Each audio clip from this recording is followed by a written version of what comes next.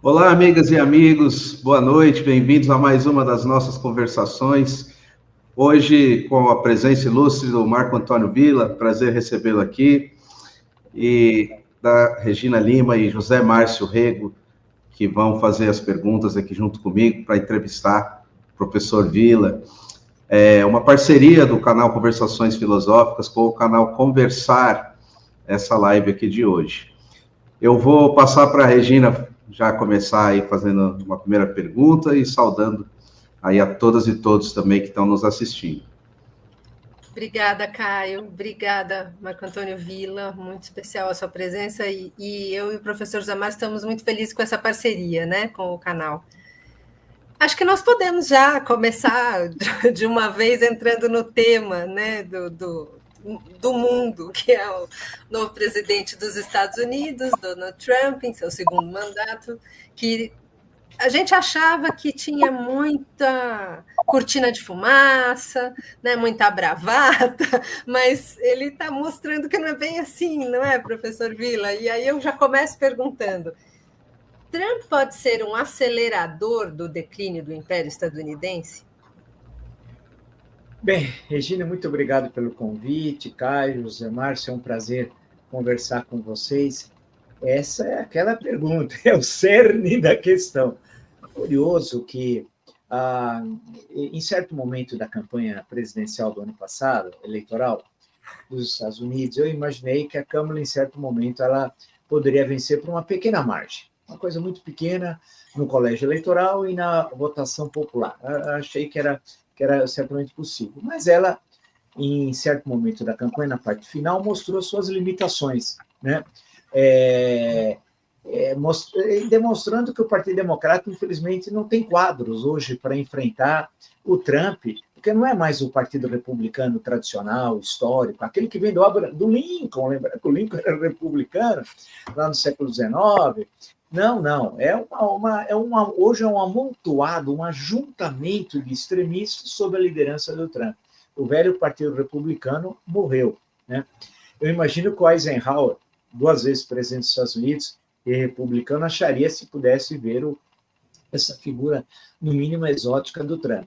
Agora, ele venceu as eleições, prometeu nas eleições algumas coisas que ele está colocando em prática, né? Uma delas é o que nós estamos assistindo em relação, especialmente à América Latina, o caso da Colômbia, do Brasil, agora o episódio da deportação, e especialmente do México. Certamente a fronteira sul dos Estados Unidos é com o México, lá a situação vai ficar muito difícil, apesar de todas as medidas tomadas pela presidente mexicana, especialmente na cidade de Tijuana, que deve receber, na Barra Califórnia, cerca de, se forem expulsos, né, como diz o Trump, deportados, como ele quiser chamá-los, cerca de 90% desse número de indocumentados, que ora é 10 milhões, que é um número enorme, ora 11, ora 12 milhões. Né? É o que eu acho improvável que isso ocorra, ao menos com esse número. Mas ele procura fazer, e fez esse espetáculo, aí voltaríamos ao Giuliano da Empoli, e essa história dos engenheiros do caos. Ele é um engenheiro do caos. Ele precisa também dessa emulação do ódio, né? Essa emulação do ódio é central. Vamos imaginar o seguinte, refletir um pouco. Qualquer país, e os Estados Unidos, nós, para falarmos só dos Estados Unidos e Brasil, tem a sua soberania. Então, a questão de expulsar os que estão de forma ilegal no país, em tese, juridicamente, não há nenhum problema, né? Eles estão ilegais, como poderiam estar no Brasil, e, se fosse o caso, seriam expulsos. Até aí, é o que é aceito internacionalmente. A questão é a forma e o resultado disso. O que aconteceu em relação ao Brasil em território nacional, em Manaus, é algo intolerável e inaceitável. O que os brasileiros sofreram, acorrentados, algemados, torturados, né? E tudo que passaram nessa longa viagem até Manaus. Algo que não é possível aceitar. Mas é bom lembrar que, em outros momentos, mesmo no governo Obama, por exemplo, teve um número grande de deportados, de brasileiros que lá estavam para o Brasil. Mas você não tinha essa mise-en-scène da emulação do ódio que ele precisa. Ele precisa para... A sua base quer isso, quer sangue. Então, não basta, entre aspas, ou não basta, expulsar, destruindo a vida de pessoas que alguns estavam há décadas, vale lembrar, nos Estados Unidos, né? Precisa mais. E o mais é acorrentar, é algemar, não dar água, não deixar ir ao banheiro, a torturar. Houve casos de tortura, precisa falecer, como se aquela sua base social ultra-reacionária necessitasse desse sangue, sem ser panfletário. Então, nós estamos colocando a discussão, especialmente nesse ponto, que o Brasil também, as nossas fronteiras são tão amplas como as fronteiras dos Estados Unidos, né? Tem problemas com estrangeiros, já tivemos também problemas de deportação, mas nunca, que eu me recorde, o governo brasileiro tem agido dessa forma. Eu estou me referindo a períodos democráticos, porque alguém poderia se lembrar, historiador tem essa mania, lembrar o caso da Olga Prestes, mas eu estou me referindo a questões do momento democrático da história brasileira. Então, isso demonstra que o Império, eu vi até um comercial da cerveja Corona, fantástico, cerveja Corona, ela é a cerveja mais consumida no México, e nos Estados Unidos, provavelmente, tem aqui no Brasil. Eu, quando estudei no México, tomava cerveja Corona, e cheguei até a acompanhar uma greve que tinha ocorrido na cerveja Corona, que é o nome oficial da empresa cervejaria Modelo, greve que acabou, era a época do PRI, acabou sendo derrotada. Mas isso é uma outra história. Mas ela lembra assim, Bera, América, quem somos? Fazer América grande, diz o comercial, de 1 minuto e pouco, brilhante. A América já é grande. A América é o único continente que está nos dois polos, no Polo Norte e no Polo Sul. Pô, que sacada. E aí vai mostrando a composição étnica do continente americano e tudo que nós temos, né, é fantástico, é maravilhoso. Então, acho que primeiro é discutir que os Estados Unidos imaginam que eles não só representam todo o continente, como eles são o mundo. Mais do que isso, né? E não é de hoje. Até o isolacionismo americano, em certos momentos, como nas duas guerras mundiais, na primeira até 1917, na segunda até 1941, dezembro, mostra isso, né? Como se eles estivessem num planeta muito próprio, representado somente por eles. Agora, isso demonstra, o Trump, um momento que o país, quando precisa de uma liderança e é votado, e usando umas antigas expressões na minha formação, quando o grande capital precisa de um presidente como Trump, é sinal de que algo vai mal naquele país. Ele perde a sua importância internacional, não é que ele é nada, claro que não, só é uma maior potência militar ainda, mas perde espaço na cena internacional, que é muito mais complexa do que foi até a Guerra Fria, até a queda do Muro de Berlim, o fim depois, 2 anos depois, da União Soviética, no Natal de 1991. Né? Hoje o mundo é muito mais complexo, porque apareceram outros protagonistas, como, por exemplo, a China, especialmente a Índia, e você tem um eixo do capitalismo se transferindo por séculos no Oceano Atlântico para a região Ásia-Pacífica, que é um processo das últimas décadas, especialmente desse século. E aí os Estados Unidos, que apesar que tem sua presença no Pacífico, como nós sabemos, mas vai perdendo espaço econômico. Quando nós observamos, Regina, eu fui olhar o saldo da balança comercial da China em 2024. Fiquei com uma inveja danada, confesso para você. $1 trilhão. Eu falei, meu Deus, quem me dera se nós tivéssemos 1/3 disso. 1 trilhão. Aí você vai dar uma olhada nas exportações. Começa a ver o setor industrial. O setor industrial, que tomar a produção industrial dos Estados Unidos, da Alemanha, do Japão, da Coreia do Sul, por exemplo, não dá a produção industrial chinesa. O dinamismo, eu estou com uns amigos agora na China, conversando até esses dias, que estão, não só gente que acompanha as coisas, mas ficam mesmo impressionados, já conheciam, mas ficam mais impressionados a cada vez que vão com as transformações que estão ocorrendo. E com o mundo que é radicalmente diferente do Ocidente, na cultura, na política, na sua formação social, né? E que tem identidades no campo econômico. Então, o curioso é que o capitalismo unificou o mundo no campo econômico, mas não no campo político, cultural. Isso continua as diferenças nacionais presentes, e a China é um exemplo disso. Eu sempre recordo que os Estados Unidos é um país muito novo, o ano que vem vai fazer 250 anos. A China tem 2.500 anos de história, de um Estado centralizado com monopólio.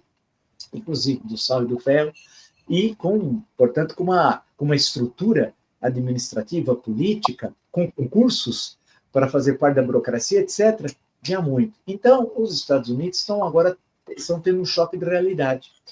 Porque no período de 1945, quando acaba a guerra, ele é o dono do mundo. Né? Claro que, inicialmente, ia ter um monopólio da bomba atômica, até o final daquela década de 40, e um poder econômico fabuloso. Né? A Europa destruída, não tem... É bom lembrar que os impérios coloniais da Europa foram destruídos pós-Segunda Guerra, basta ver a perda da Índia para o Reino Unido, o significado disso, lembrar o fim do Império Francês também, né? E então os Estados Unidos ocupam todo esse espaço, sem ter grandes adversários, a não ser a União Soviética, que saiu destruída da guerra, né? Agora, inclusive, o presidente Putin convidou o presidente Lula para maio estar presente em Moscou nos 80 anos do final da guerra. Eu espero que o presidente lá esteja, porque isso é importantíssimo. Então, saiu destruída. Basta ver o número de cidades, centenas de cidades e aldeias destruídas, infraestrutura. Aqui, no Primo Levi, agora fez 80 anos da libertação de Auschwitz pelo Exército Vermelho, ele, no A Trégua, tem o Eis to Homem, depois tem a Trégua, que seria uma espécie de continuação. Quando ele está saindo, e ele assiste a chegada dos 4 jovens soldados soviéticos na libertação do campo, que é uma cena dura, bonita, triste, mas depois como que estavam levando para a União Soviética muitas coisas do que os nazistas tinham deixado, né? E ele vai mostrando, tá, coisas que não existiam, porque a União Soviética estava destruída. Eu estou aqui na frente com a Svetlana Alexievich, essa prêmio Nobel de 2015, se não me engano, né, que é uma escritora fantástica, jornalista, escritora, que mostra o significado da guerra também, mas não só da Segunda Guerra na União Soviética, na antiga União Soviética. Então, os Estados Unidos agora está vendo um outro momento. São competidores muito fortes e que têm histórias muito mais longevas do que os Estados Unidos, e influências políticas nas suas regiões muito mais antigas do que os Estados Unidos têm, por exemplo, na região Ásia-Pacífica, que é muito recente, especialmente, mas não só, mas especialmente a partir do final da Segunda Guerra Mundial. Então, nesse sentido, tem um autor aqui que até discute essa questão, ele fala assim, não é tanto o declínio dos Estados Unidos, mas é a ascensão de novas potências. Eu gostei dessa explicação que ele dá. Porque você tem essa ascensão da região Ásia-Pacífica e que vai colocar, no momento, desafios econômicos, são evidentes. Veja o episódio agora recente da inteligência artificial, agora, nesses dias. Mas daqui a pouco, muito pouco mesmo, desafios militares, né? E aí a questão vai ficar muito complicada, porque há um desejo da China em recuperar Taiwan, que é uma província rebelde, no entendimento do governo da República Popular da China, e a Índia tem seus problemas também no campo fronteiriço, especialmente territorial, com o Paquistão, né, mas não só, e seus interesses de expansão, inclusive na África Oriental. Quem lê os livros do Miyakoto, por exemplo, sobre Moçambique, belíssimo escritor, é incrível a presença da Índia, daquela Índia antiga, em Moçambique, no comércio, como os indianos são perseguidos em certo momento lá da história de Moçambique. Então, essa presença da Índia que era muito forte, até começo do século XIX, que para a história é pouco, foi ontem, né? Até 1820, por exemplo, a indústria de tecidos, 1830, da Índia estava lá na frente em relação à Inglaterra. Aí que chega, hein? A Inglaterra proíbe, destrói. Aí vamos lembrar o Marx, né? Os resultados do domínio britânico e os futuros resultados do domínio britânico na Índia. São 2 pequenos textos. E para o Marx, apoiando a invasão inglesa da Índia, sua destruição, acabando com aquelas formas antigas de produção, né? Dentro da concepção marxista de expansão do imperialismo, isso favoreceria lá na frente a Revolução Proletária. Mas ele está falando isso no calor da hora. E então, a Índia está voltando a ser o que foi há pouco tempo. E a China está voltando a ser o que foi antes da Guerra do Ópio, tal, que aí já é o início da decadência. A perda de Hong Kong, que foi um golpe duro, 150 anos, né? Então, está voltando a... E os Estados Unidos nunca passou por essas idas e vindas. Só estava ganhando, usando as metáforas, eu gosto muito de futebol, só ganhando e algumas vezes de goleada. Agora não. Agora a história é outra. Então, o Trump é essa tentativa de resistência, a aplicação de medidas econômicas e taxações dessas. Ele fez até referência à história dos Estados Unidos do final do século XIX até o período anterior à Primeira Guerra. Realmente, você tinha uma série de protecionismo na economia norte-americana, isso é verdade. Ele faz referência a eles, devemos voltar àquilo, né? Em certo momento, fez até referência ao Brasil, à Índia, à China, sobre necessidade de taxação. E essa taxação, depende de como ela ocorre, é sinal de desespero, que você está perdendo espaço econômico, não só internamente, mas principalmente externamente, né? É um meio de criar dificuldades para os países. Nós sabemos, quem vê um pouco de comércio internacional, você não pode subitamente deixar de vender para A para vender para B, você demora um certo tempo para fazer essa transição. Então, nós estamos vendo, é o início de desafios ao Império Americano, que eu não sei se, Regina, eu afirmaria peremptoriamente que é um declínio, mas é um momento histórico que eles nunca imaginaram passar. Eles supunham, presumo eu, que com a derrota da União Soviética eles teriam o domínio do mundo, né? A União Soviética ruiu, como ninguém imaginava que ruiria, não tem um livro que eu li de sovietólogos antigamente, né? Que, ao contrário, todas as explicações que ele deram, inclusive da esquerda trotskista, estou me lembrando do Claudinho, espanhol, que falava que a intervenção da União Soviética na Europa Oriental era para impedir que a democracia da Europa Oriental, Tchecoslováquia, Hungria, se referindo a esses momentos, Polônia, pudesse contaminar a União Soviética, e ocorreu o contrário. Foi justamente o contrário, né?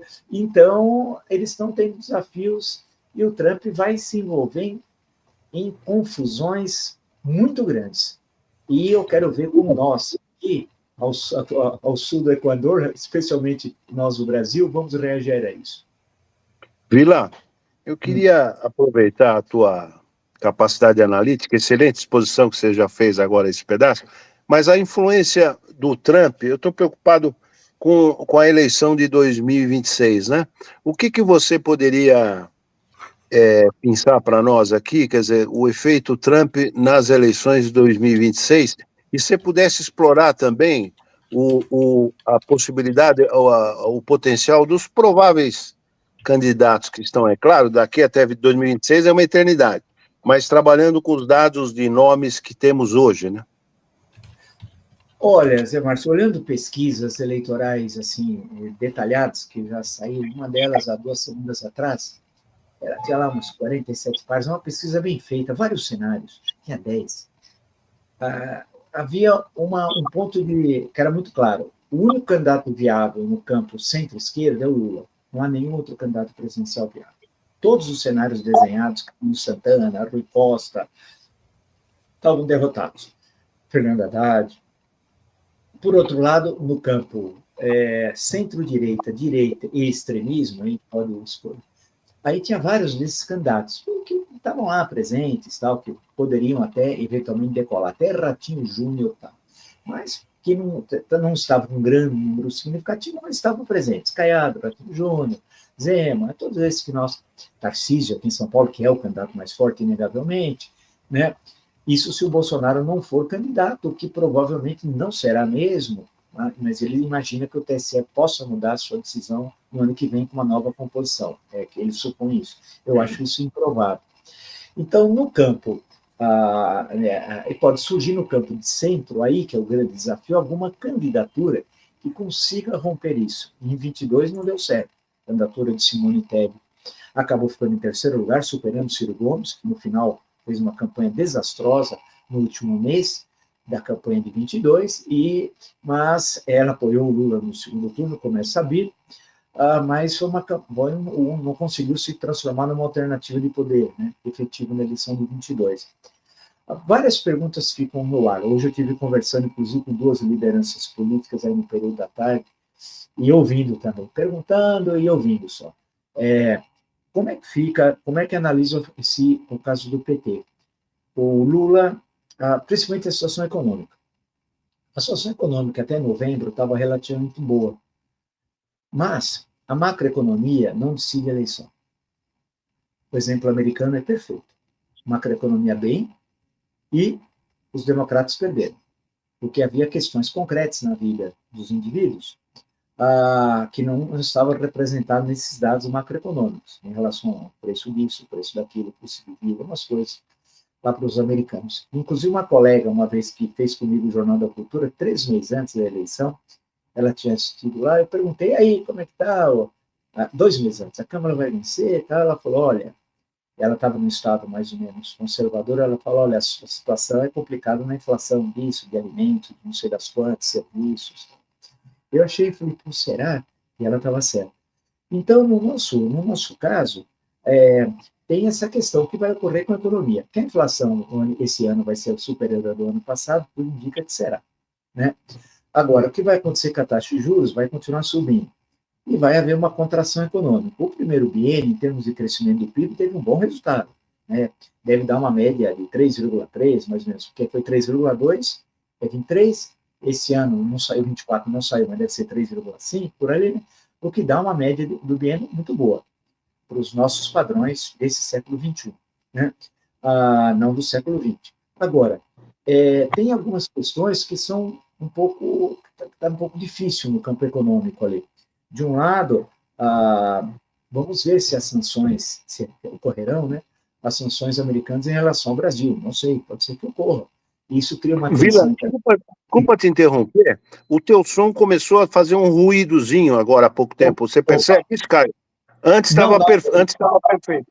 Tá. Então, se tiver algum problema, você, por favor, me fale. Não, agora voltou. Tá. Valeu.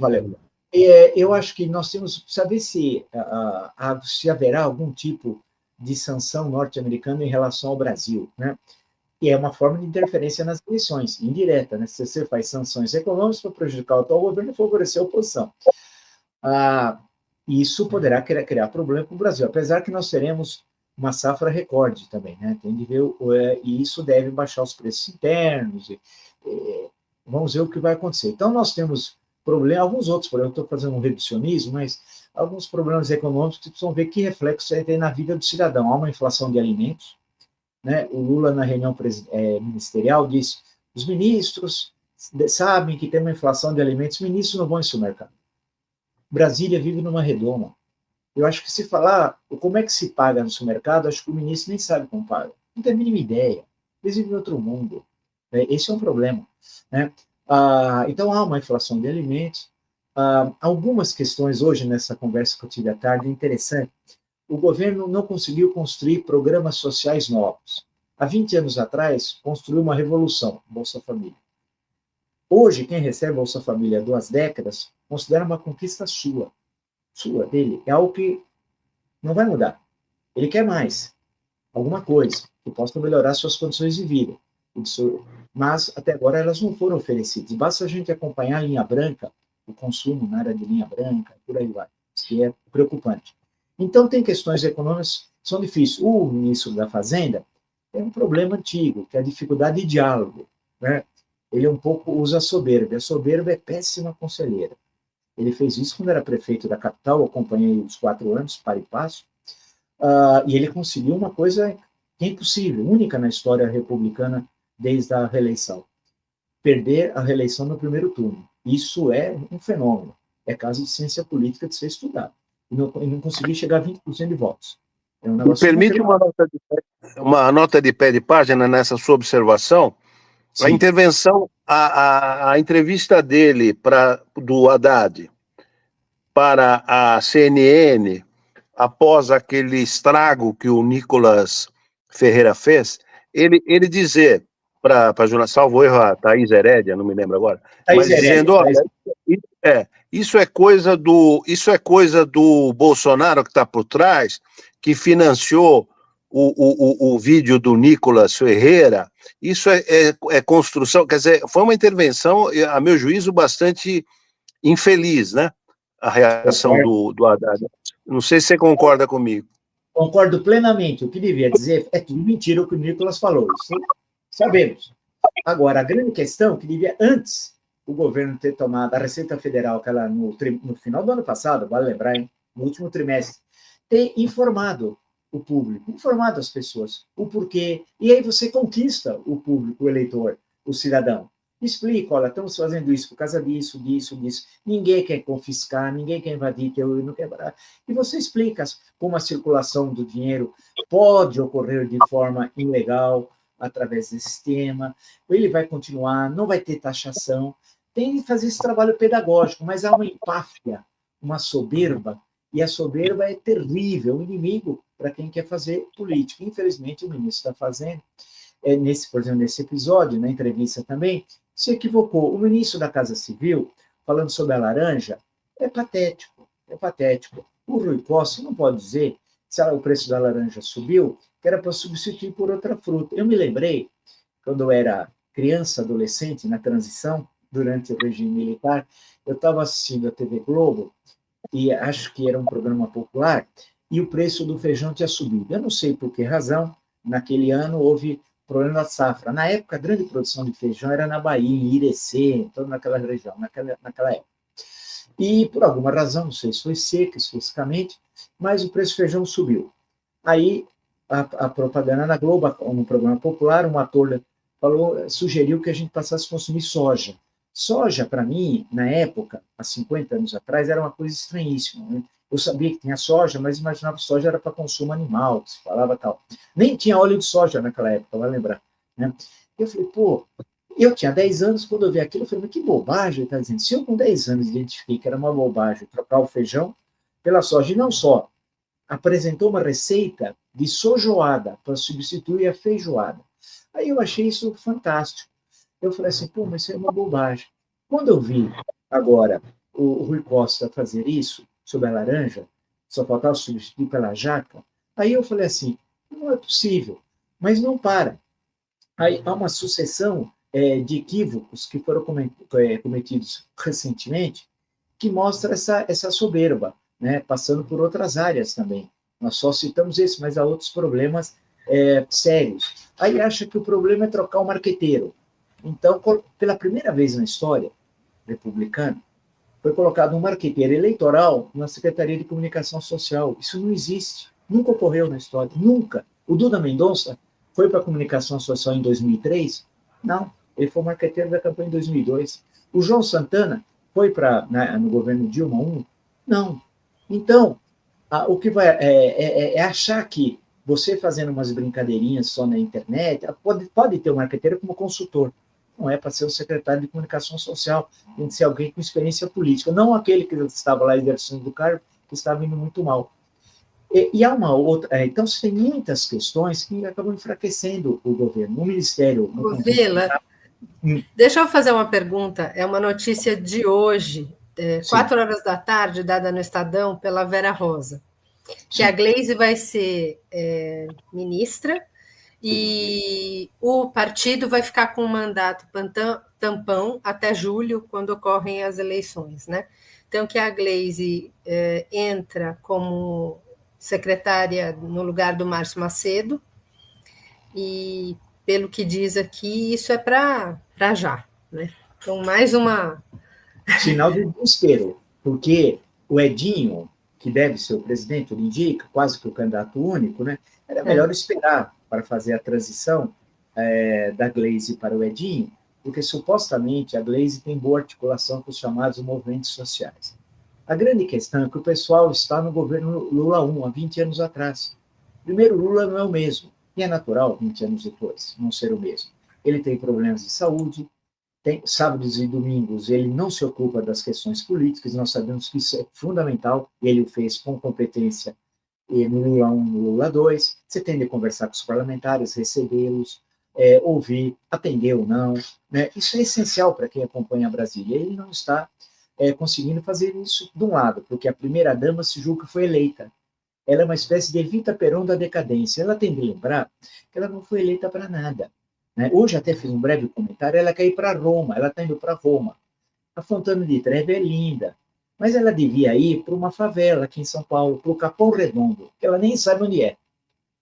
Ela nem sabe onde é o Capão Redondo. E é eleitora em São Paulo, e não votou no segundo turno. Olha que coisa inacreditável. Eleitora aqui. Bem, essa também enfraquece o governo. Então, junta comunicação mal feita, ministério frágil, não entrega, ruim administrativamente e não entrega os votos no parlamento.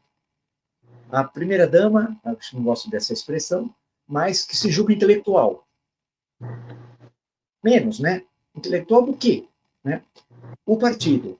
Cadê o partido? O partido não existe.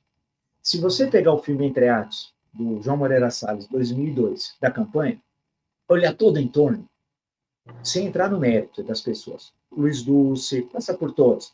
Palocci, Zé Dirceu e por aí vai. Nenhum deles, está no governo. Não tem um que está no governo.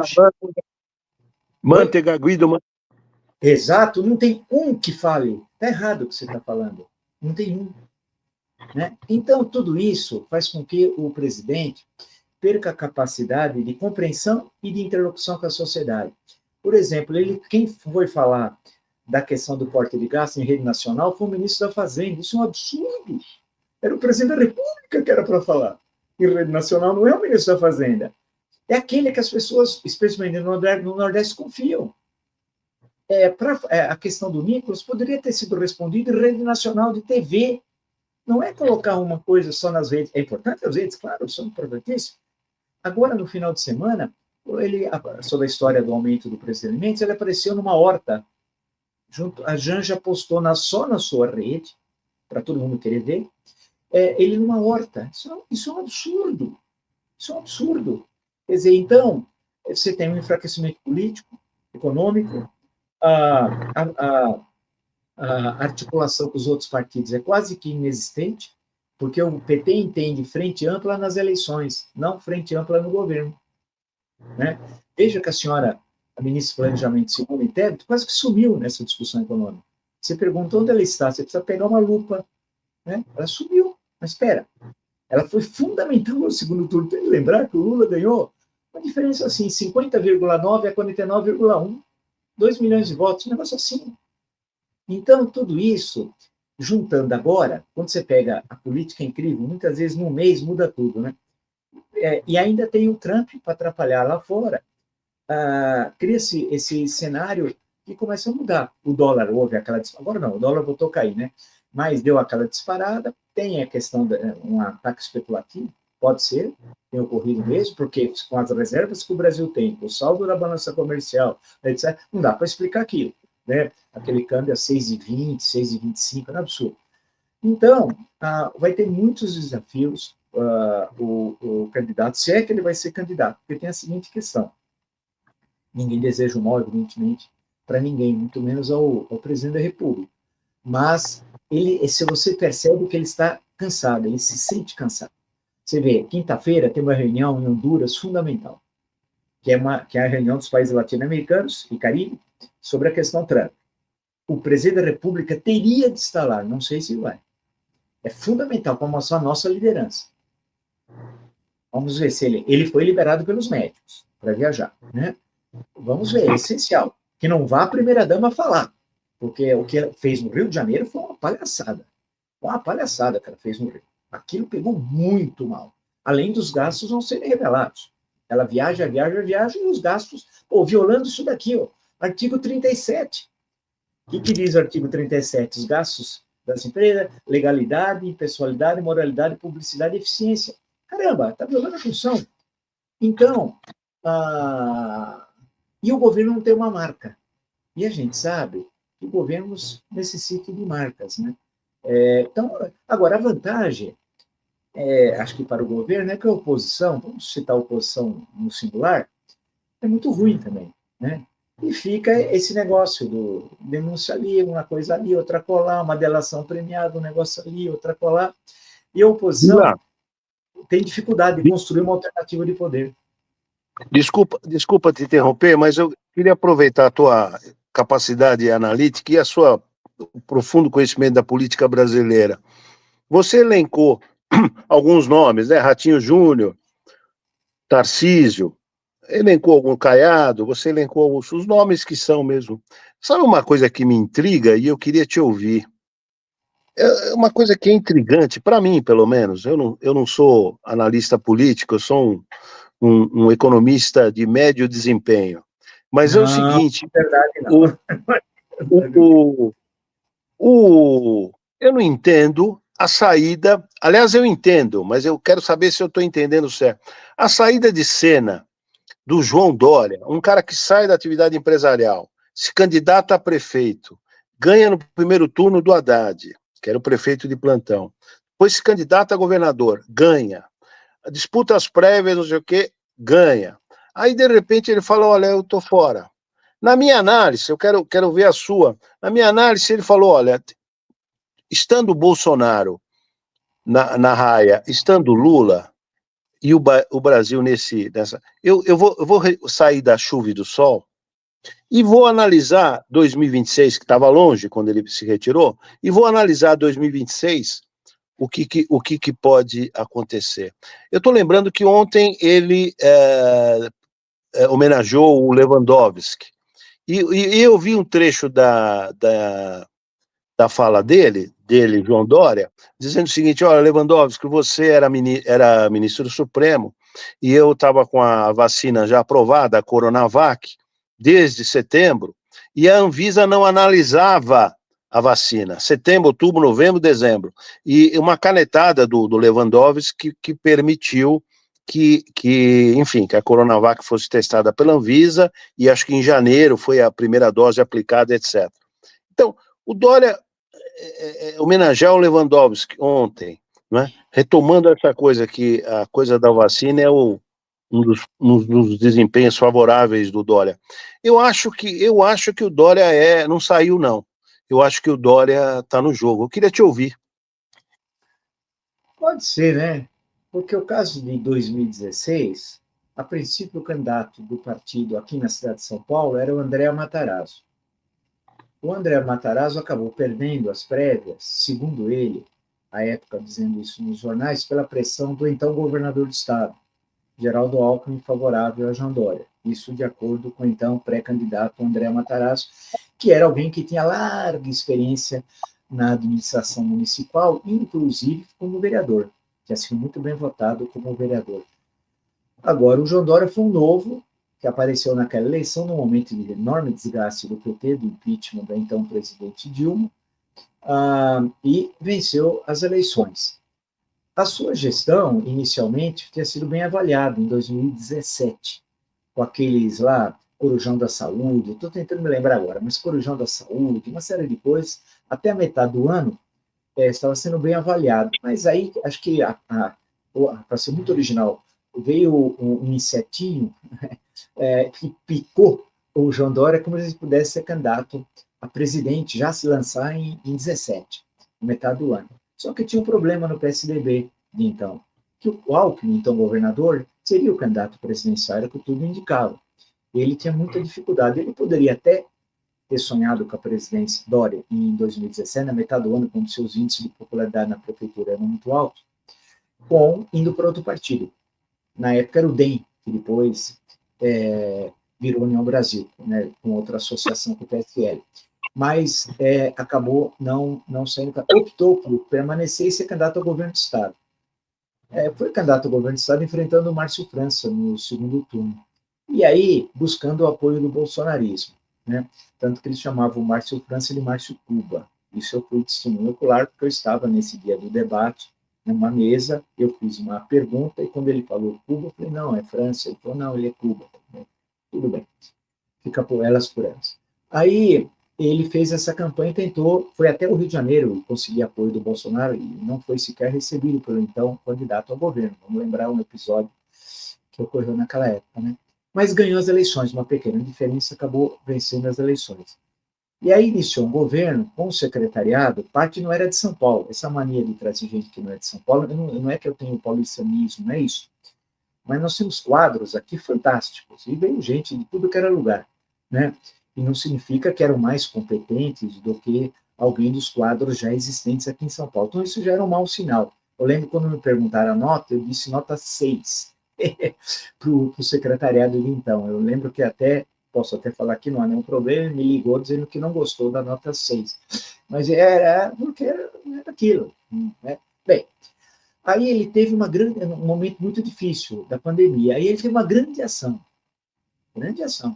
que foi a questão da vacina. Isso foi muito importante. E naquele momento, quando a vacina foi testada naquela senhora, sobrenome Calazans até, aquilo foi o ápice. parecia que ele estava virando o jogo. Agora ele vai sair por cima. Só que acho que houve um excesso de exposição. Esse é um problema também na política, né? Em tudo, mas na política em especial.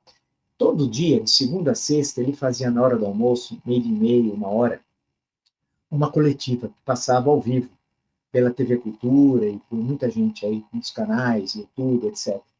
Aquilo cansou, esgotou, virava um show. E aquilo foi um erro, porque se aparecesse uma vez por semana, tal, então aquilo deu a entender, aí eu estou especulando, não tenho pesquisa que reforce o que eu estou dizendo, de que aquilo para ele, aquela tragédia era explorar no sentido político eleitoral. Não estou dizendo que ele pensava isso na cabeça, não, mas na cabeça do eleitor, aquele excesso de exposição, aquela forma de se apresentar, ficava 8 pessoas, 4 de um lado, 4 adultos, ele fazendo assim, falando, aquilo não foi bom. Acabou desgastando no momento que ele estava muito bem, porque ele estava vencendo uma batalha. E, ao mesmo tempo, tinha a CPI da pandemia, que foi fundamental no Senado Federal, né? Então, nessa situação toda, ele acaba se desgastando e não fez uma coisa que é muito difícil, porque ele não tinha experiência político-partidária. Ele não era alguém que tinha experiência interna, não é estar afiliado ao partido, não, é experiência político-partidária. Quando ele tentou, como no governo do Estado, em 2019, tomar o PSDB nacional, fez um encaminhamento equivocado. Queria mudar o nome do partido, mudar o símbolo, que não seria mais tucano, né? E tudo. E vai pôr o quê no lugar? Com quem? Qual a proposta?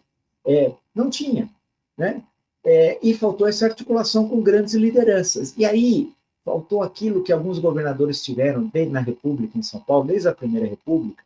Muitos governadores tinham o PSDB de preto, como fez na sede do Palácio. Isso, resolveu pintar tudo aquilo, que também é equivocado.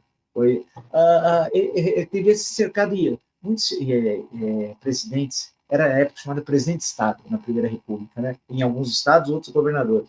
Aqui era presidente de Estado. Cercava de intelectuais, etc. Tal, e aí pensavam, né, o que iam fazer, né?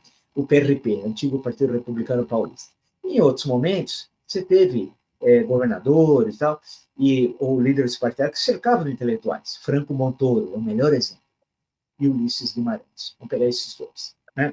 Ulisses Guimarães tinha lá os seus economistas do PMDB, muitos da Unicamp, etc. Lembrar do João Manuel e o Beluzi, especialmente, mas não só, né? E o Franco Montoro, aquele momento que o SEBRAP se aproxima do MDB, em 1975, 6, quando vai escrever o livro sobre São Paulo, Crescimento e Pobreza. E aí começam a fazer o programa do MDB. Coordenado, né, pelo Vinícius Caldeira Bran. Vinícius Caldeira Bran, que foi presidente da UNE, que antecedeu o Serra, o José Serra. Eu conheci o Vinícius porque eu fui estagiário no SEBRAP de Economia em 1976. 1976 e 1977, eu fui estagiário do Paul Singer, a quem eu devo muito, aprendi muito com ele, pela sua elegância, sua tolerância, seu conhecimento, sua paciência. E que no seu Conversando com Economistas tem lá uma belíssima entrevista com ele, uma grande pessoa. E o Vinícius eu conheci nessa época, o Vinícius tinha cabelos muito longos, tal. E então foi nesse momento se cercava de intelectuais.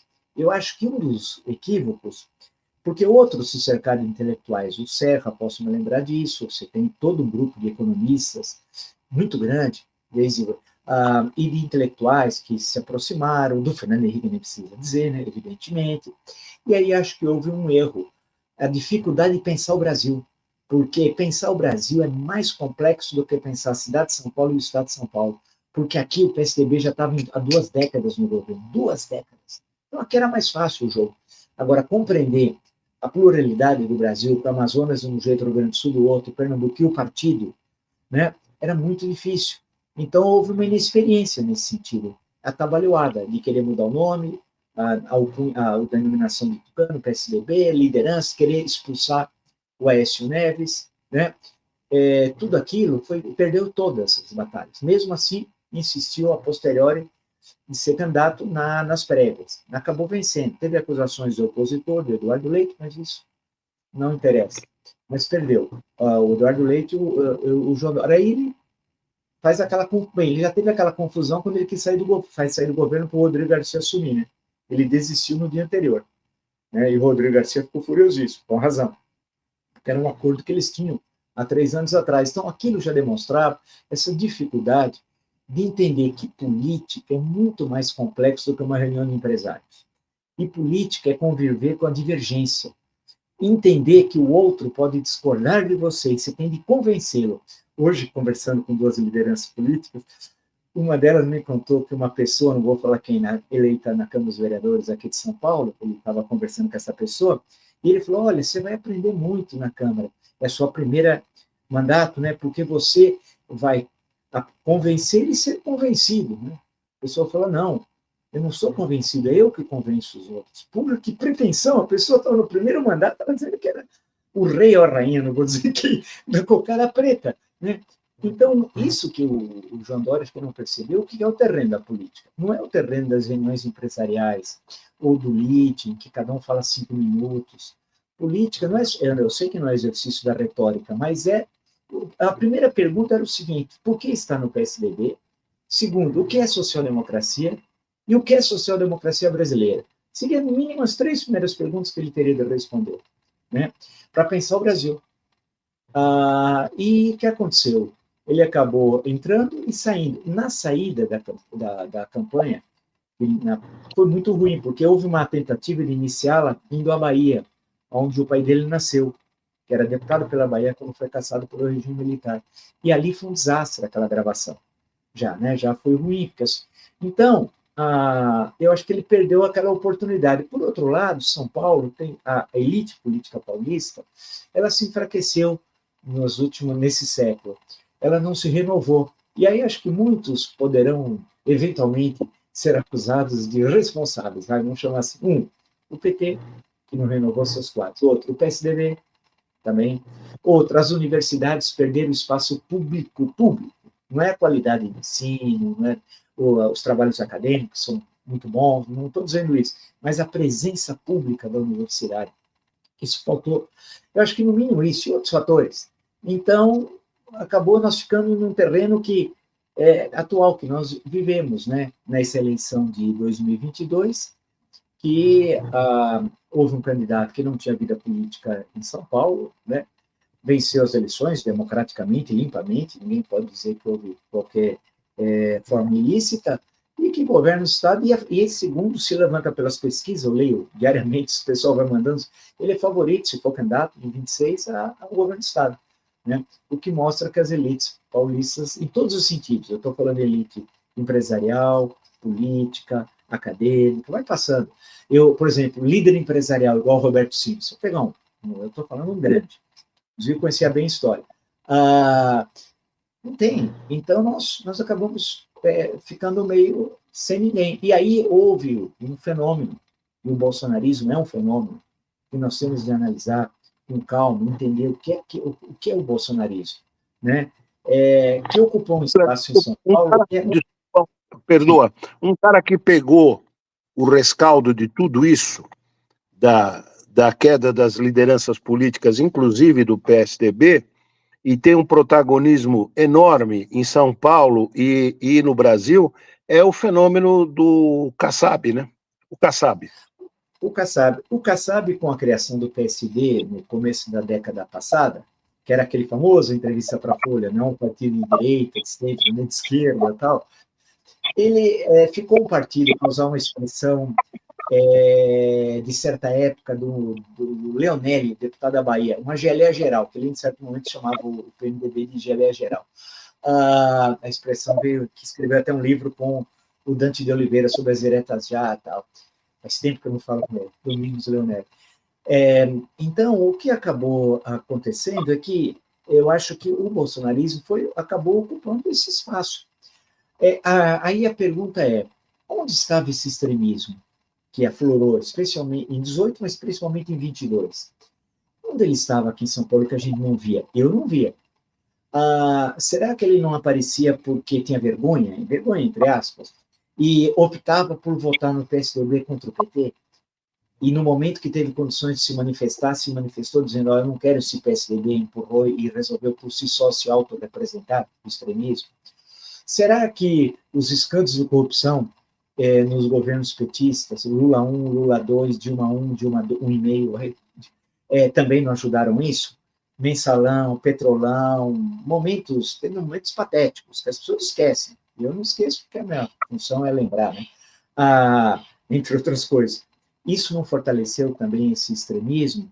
Será que a falta de uma cultura democrática, que nós temos falhado em certo momento, de ao mesmo tempo de criticar essas questões de corrupção muito presentes, mas ao mesmo tempo jogar muita água nessa plantinha tenra, para usar a expressão do Otávio Mangabeira, que é a democracia, sempre, e tentar mostrar, olha, a culpa disso tudo, da corrupção, não é da democracia, temos de fortalecê-la, criar mecanismos institucionais, se for necessários, ou fazê-los funcionar melhor, os existentes na grande Constituição de 88.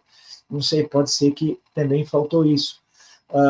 E aí o extremismo veio, a gente não pode dizer que veio para ficar, que tudo na história, se o nazismo imaginava ficar 1000 anos e ficou 12, né, tudo muda, né? Mas é uma tarefa muito difícil hoje enfrentar o extremismo em São Paulo e no Brasil, sem ter uma cultura democrática e sempre ir mostrando o que é um governo democrático, né?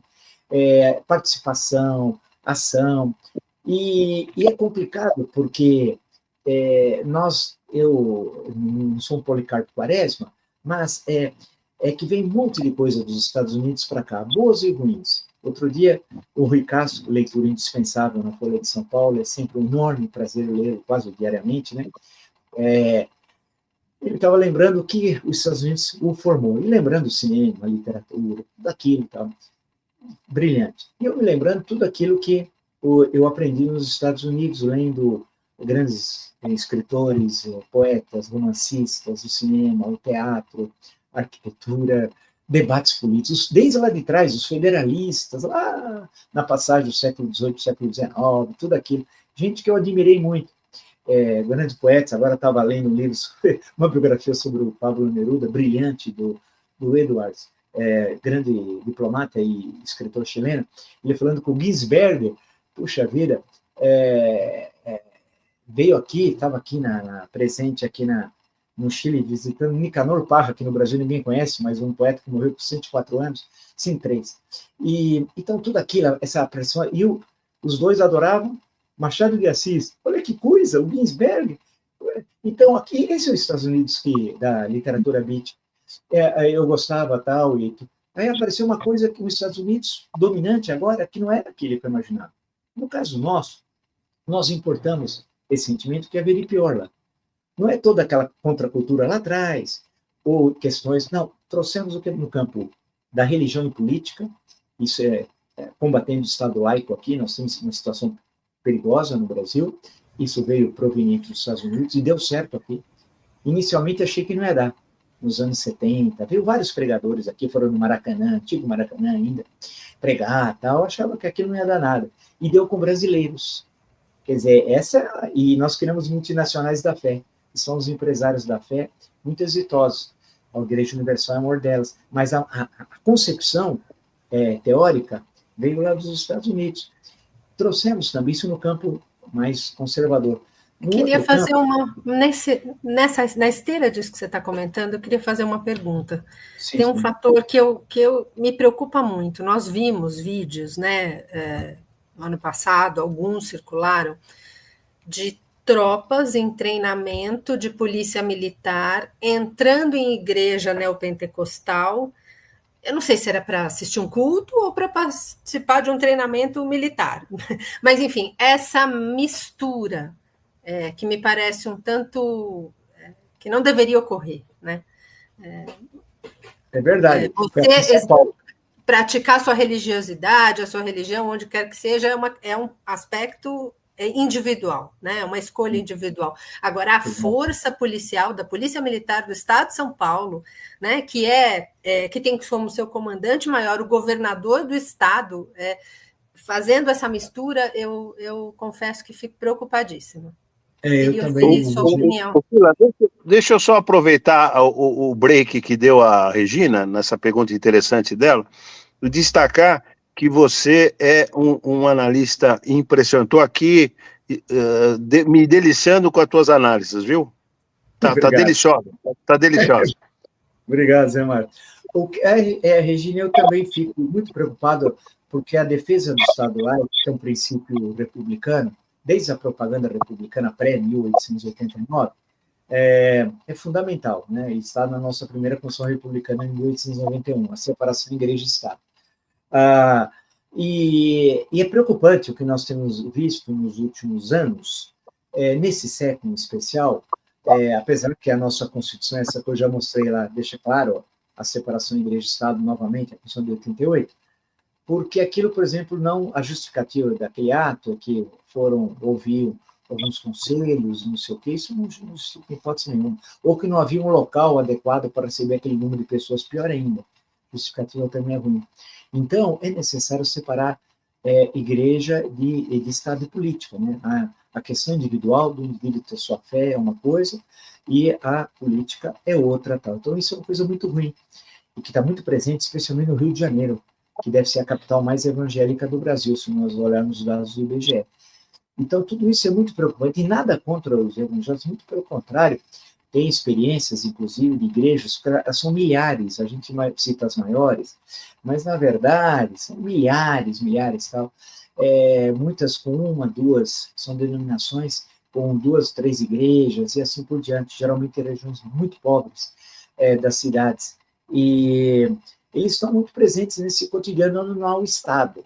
Também não é uma explicação necessária, mas onde não está o Estado, está presente muitas vezes a igreja evangélica que faz esse papel no campo até da sociabilidade, da educação, da saúde, né? Onde está o crime organizado, não está o Estado, e assim por diante. Então, eu acho que nós vivemos uma sociedade que eu nunca imaginei que fosse tão complexa. Aquelas que os grandes analistas, como Caio Prado Júnior, como Florestan Fernandes, como Raimundo Paoro, Gilberto Freire, o próprio Furtado, analisaram, alguns com mais um viés econômico, outros com mais viés sociológico, não existe mais aquele Brasil.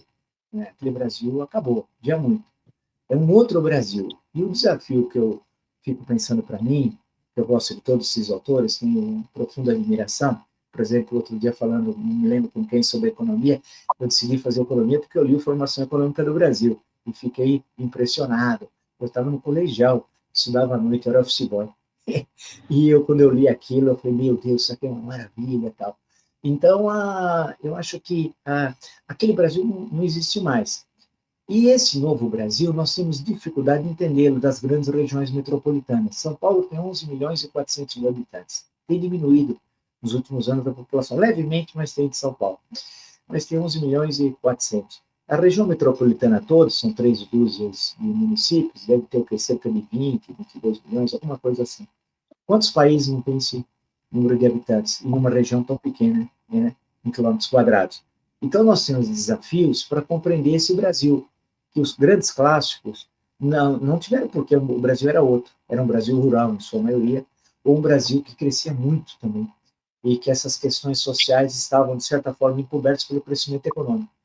Hoje, nós vivemos momentos de voos de galinha, de crescimento econômico, né? Não temos um período longo de crescimento, e as regiões metropolitanas, quase todas litorâneas, porque o Brasil continua sendo um país litorâneo. Se nós observarmos, as grandes cidades estão todas no litoral ou muito próximas ao litoral, né? Com raríssimas exceções. Grandes partes dessas regiões foram desindustrializadas, né? O ABC é um bom exemplo. Eu digo para minha família, meus avós, quando migraram para o Brasil, vindo os paternos da Itália, os maternos da Espanha e da Argentina, foi essa mistura, nós tínhamos uma industrialização que foi se desenvolvendo muito, especialmente a partir de 1930 e mais ainda nos anos 50. Hoje, o ABC, houve uma desindustrialização evidente, nesse século, é evidente isso, né? Basta ver a queda do recolhimento do ICMS, por exemplo. Então, essas regiões metropolitanas hoje não têm mais a presença da indústria e seus empregos de maior qualidade, de salários e de futuro, né? Dando aquela perspectiva que o amanhã vai ser melhor que hoje, e hoje é melhor que ontem. Isso nós perdemos. E eu não sei o que vai ser daqui 20, 30 anos, 40. Por exemplo, com a geração neném, nem trabalha, nem estuda, e são milhões, e são milhões.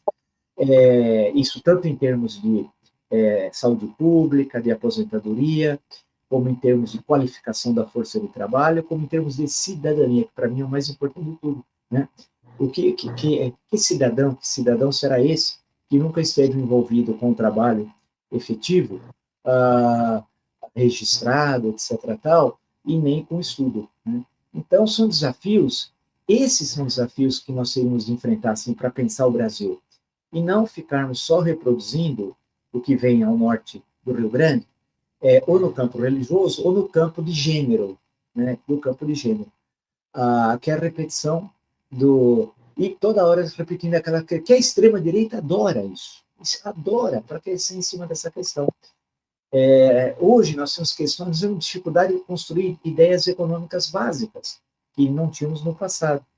Tem debates que tentaram colocar o debate 6-1, convenhamos, vocês me desculpem, mas é hilariante a forma de argumentação.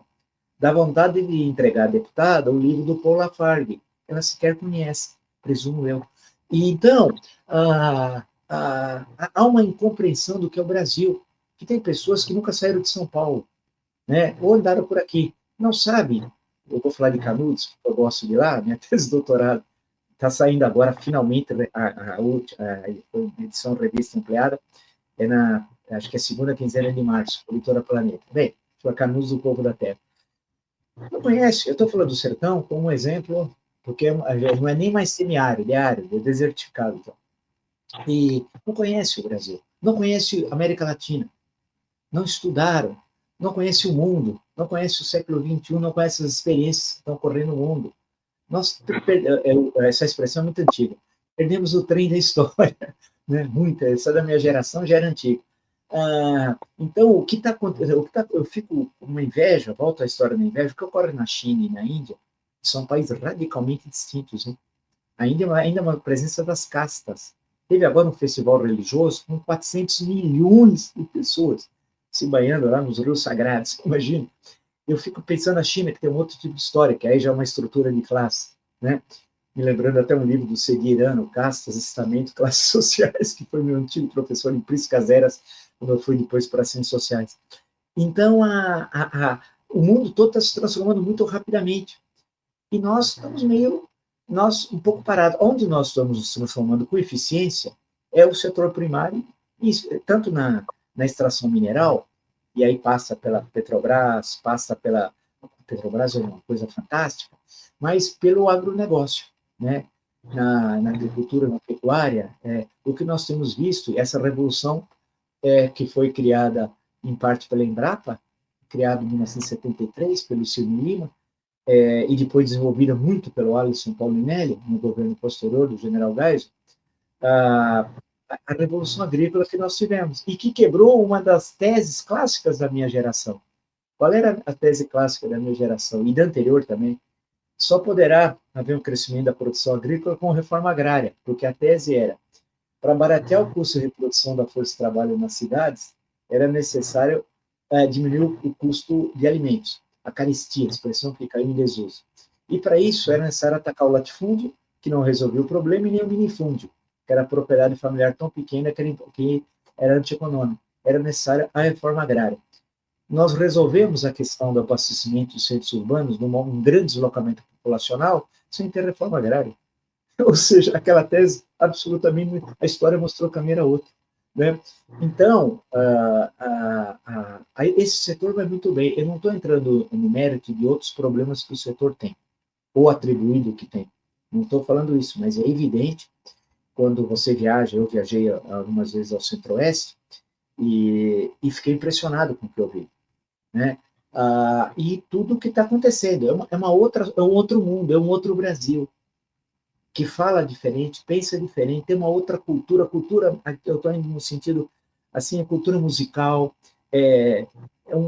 não vou falar no campo da literatura, porque não há uma literatura lá, no sentido nosso, de romance, de poesia, não há um teatro, mas há uma presença de uma cultura musical. Não estou entrando no mérito, ele é boa ou ruim também. É o mundo do Gustavo Lima. Do Gustavo Lima. Gustavo com 2 T's, que não chama Gustavo, chama Nivaldo. Né? Mas, sem entrar no mérito, não quero... mas é um outro mundo, e que nós temos que entendê-lo, sem preconceito. Assim como entender o pobre, que outro dia eu lendo uma coisa muito rapidamente, preciso estudar essa questão, falar, o pobre vota na direita, mas a maior parte da população na humanidade é pobre na história. E aí? O momento que os pobres têm aquela explosão, lembrando um autor alemão-americano, primeiro você tem a revolta, a rebelião e a revolução. Essas passagens não são muito poucas na história, pouquíssimas. Tem aqui, dá para contar quantas vezes isso ocorreu. Então, nós vamos exigir que alguém que vive na região metropolitana de São Paulo, numa situação muito difícil, desempregado, mora em condições adversas, tem gato net, tem dificuldade de acesso à internet, tem todos aqueles, não tem emprego, o SUS nem sempre está presente ali, a violência, o crime organizado, tudo aquilo, ele possa ter uma consciência política como alguém presumivelmente tem, né? Acha que tem, né? Então, o grande desafio nosso é enfrentar essas diferenças sociais.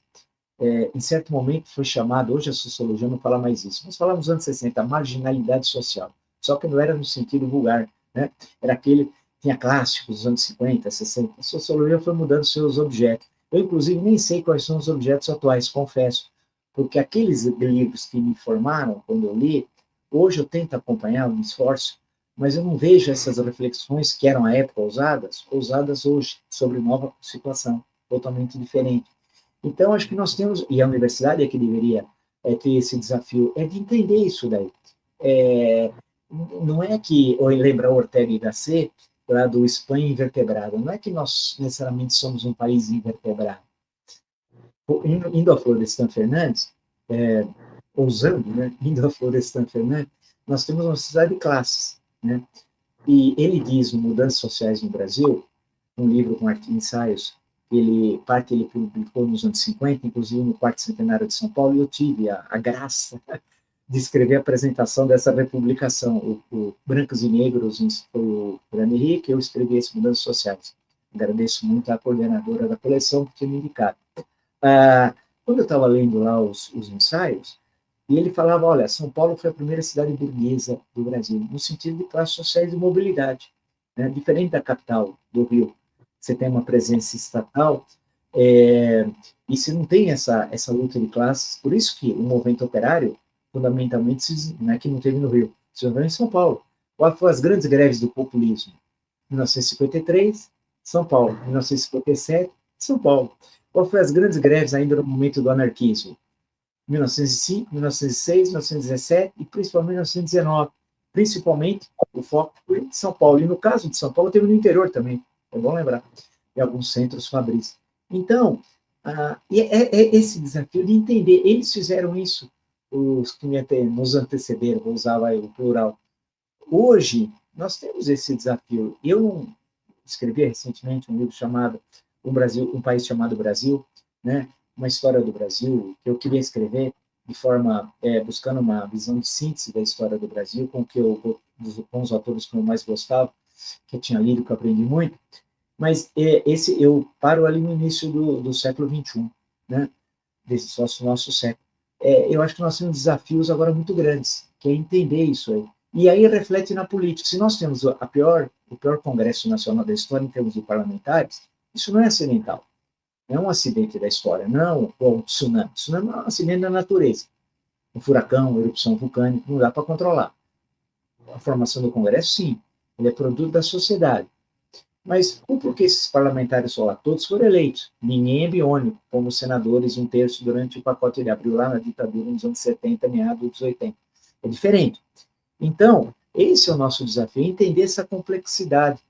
Que eu ando por aí, eu falo com muita gente, com as pessoas de várias classes sociais. Outro dia, hoje mesmo, estava falando com os guardas civis metropolitanos, aqui da cidade de São Paulo. Eles encontrei 3 que falaram, professor, tudo bem? Então, tudo bem, ficamos conversando. Aí eles falaram uma série de coisas, eu fiquei ouvindo. Depois eu peguei o táxi, que também acabaram me conhecendo por algumas participações que eu tive por aí, ao longo aí da vida. Aí eu converso com todos. E eles têm percepção do real. né, do que está acontecendo. Não é que eles não têm noção, vamos usar assim, voltando ao Marx, a classe em si, consciência de classe em si para si. Ele falava isso sobre os camponeses, né, no Museu do Brumário, Luiz Bonaparte.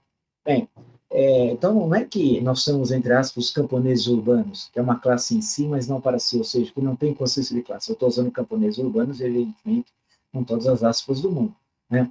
Não, eles têm consciência, eles têm sonhos, eles almejam ter uma vida melhor. Agora, precisa ter direção política para isso. Isso não acontece naturalmente. Isso acontece pela relação entre as classes e pela sociedade e pelos partidos. Só que os partidos não têm vida partidária. Nós nunca tivemos eleições tão regulares ao longo da história como agora, a cada 2 anos. Mas as eleições, pouco politismo. Estranho, mas é verdade. E nós, consequentemente, não temos essa capacidade de pensar o novo. Alguns, inclusive, têm medo de pensar o novo. É melhor as velhas fórmulas. Tanto no campo da direita como no campo da esquerda. As velhas fórmulas é mais fácil. Você vai lá, recorta um autor, cita, tal, e segue a vida. Não é assim, né? O mundo mudou e nunca nós temos a mudança, ela foi tão rápida e tão radical como a que nós estamos assistindo. Num tempo muito curto, mudanças que nunca na história da humanidade ocorreram nessa velocidade. Então, o nosso país, que faz parte do mundo ocidental e da sua complexidade, que é diferente do Oriente, a democracia é uma questão ocidental, não é oriental. A democracia nasceu no Ocidente, se desenvolveu no Ocidente e não no Oriente. Daí poderia lembrar o ensaio famoso, muito bom, muito inteligente, Carlos Nelson Coutinho, a democracia como valor universal. O ensaio, na época, foi muito importante no Brasil, em 1978, 79, porque havia um setor da esquerda brasileira que desprezava a democracia. E ele teve coragem de mostrar a importância da democracia. Mas eu acho que poderia lembrar, colocar a democracia como um valor ocidental, porque você não vai colocar essa questão na China, por exemplo, é diferente. A história chinesa é diferente, né? Então, acho que nós temos um desafio para entender o nosso país. Eu nem falo América Latina, porque durante 10 anos eu dei aula de história da América Latina, eu gosto muito, especialmente do México, que tem uma história fantástica, e que passa por um movimento muito diferente que o nosso. O México muitas vezes antecipa o Brasil. A Constituição de 1917 é uma primeira Constituição social do mundo. E antes da Revolução Russa, que é 17, mas é de fevereiro, a Constituição mexicana e tal, né? Está tendo uma série de coisas lá que no Brasil ninguém fala, como uma discussão sobre a reforma do judiciário. Boa ou má, não interessa. Mas está tendo uma discussão intensa e tal. Mas eu acompanho muito, tento acompanhar a América Latina, ver suas dificuldades, suas diferenças também, né? E no nosso caso, que nós somos diferentes, muito diferentes que a América Hispânica, né? E algumas vezes tivemos muito pouco contato com a América Hispânica, até por questões geográficas, mas não só.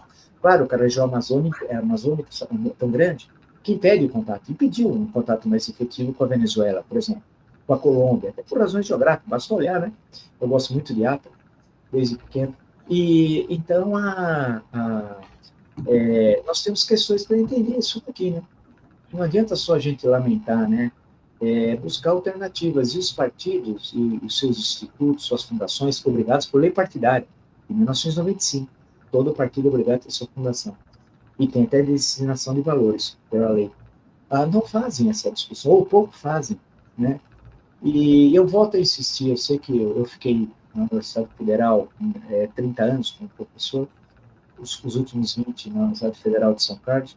Pode ser que algum colega ache que é algum resquício de alguma coisa, não é, porque não só eu participava como docente da graduação, da pós-graduação, como também participava daquilo que todo mundo odeia na universidade, ser chefe de departamento, que é um horror, né? Mas fui inclusive,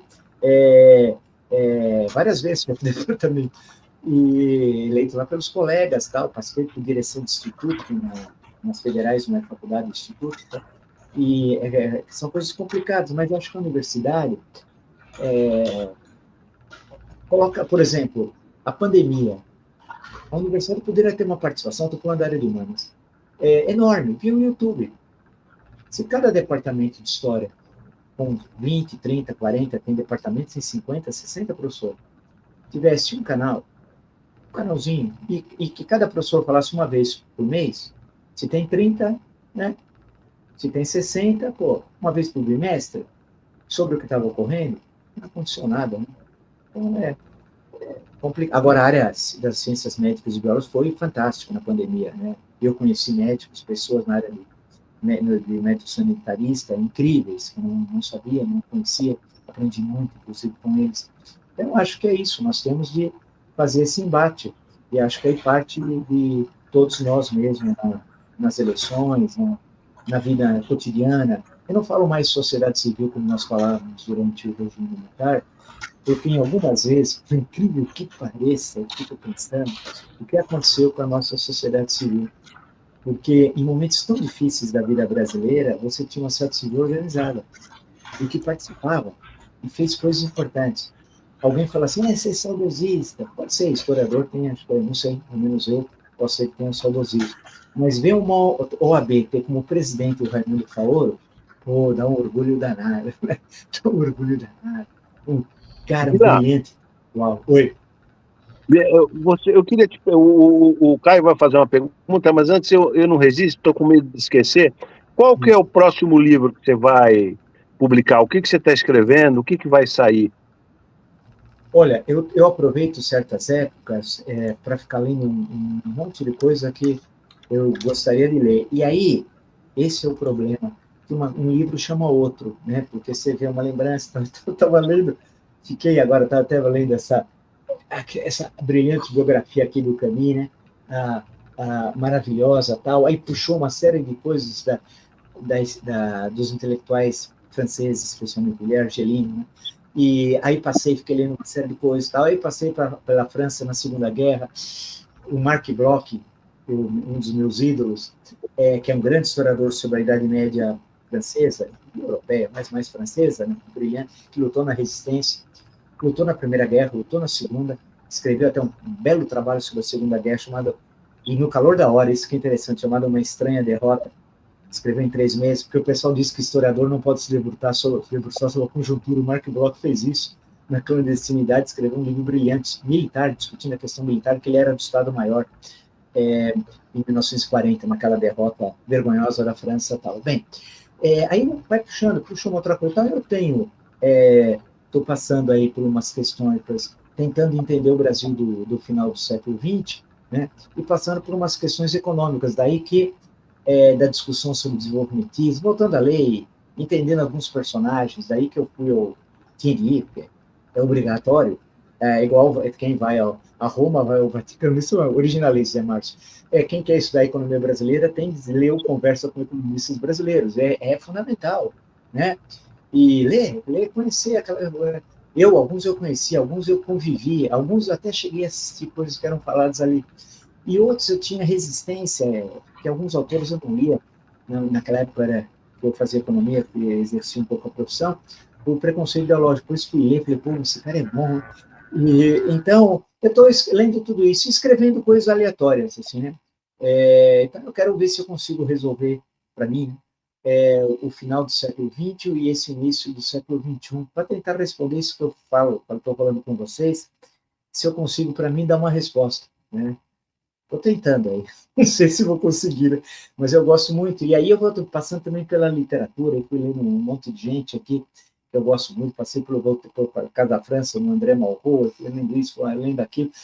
Por isso que eu bati de frente com o Jorge Edwards, a biografia do Pablo Neruda, né? Porque em certo momento discute essa questão num dos livros que eu estava lendo, e aí você começa a misturar todas aquelas leituras, vários livros ao mesmo tempo, né? E que eu gosto muito disso, e acompanhar, e tento parar para escrever, e ao mesmo tempo participando do Jornal da Cultura e das atividades aí sobre intervenção política no campo do jornalismo, mas pela leitura de um historiador. Não que nós, se eu usar o plural, somos melhores que os outros, nada disso, mas é que sempre o olhar é diferente. Isso eu aprendi nos 20 anos últimos meus na universidade, eu fiquei me deparando em ciências sociais. Eu era muito historiador durante um momento. Então, tinha sociólogos, eu fiz mestrado em sociologia, mas voltei para fazer o doutorado de história. Tinha sociólogos, antropólogos, cientistas políticos. E aí, quando você tem essa vida diária, cada um pensa diferente, é diferente, o objeto é o mesmo, é isso. Como explicar a caneta? O sociólogo explica de um jeito, o antropólogo de outro jeito, o cientista político de outro, o historiador de outro. Então, foi legal, porque eu aprendia mesmo nos almoços, conversando, batendo papo, dando risada, o olhar diferente, que isso foi muito bom, e, vez por outra, eu me aventuro. Aqui eu estava lendo Cristo Parou em Éboli, um livro, uma das melhores coisas que eu li nos últimos tempos, do Carlo Levi, italiano. Éboli é uma cidade lá ali, já descendo no sul da Itália, na Lucânia. Ele foi confinático, né? O fascismo confinava também os adversários, né? Ele era médico, mas não exercia a profissão, pintor, e em 1935 foi confinado lá na Lucânia, numa cidade que era galiano, 1.500 habitantes, que a piada era, nem Cristo chegou aqui, ele parou em Éboli, né? Que é tamanho atraso que era. E aí você vê um romancista... Como é que repete o título do livro, Vila. Cristo parou em Éboli. E ele faz um trabalho, ele é romancista, o livro ao mesmo tempo é um romance, ele é um relato autobiográfico, é um trabalho antropológico, porque ele faz um desenho que lembra um pouco um livro clássico sobre o México, Os Filhos de Sanches, né? Que virou até filme, acho que com Anthony Quinn, né?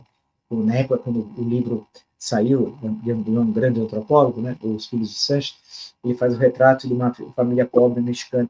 Ele faz e tem o filme eu não vi, do Cristo Parou em Éboli, é do grande diretor Francesco Rossi, né?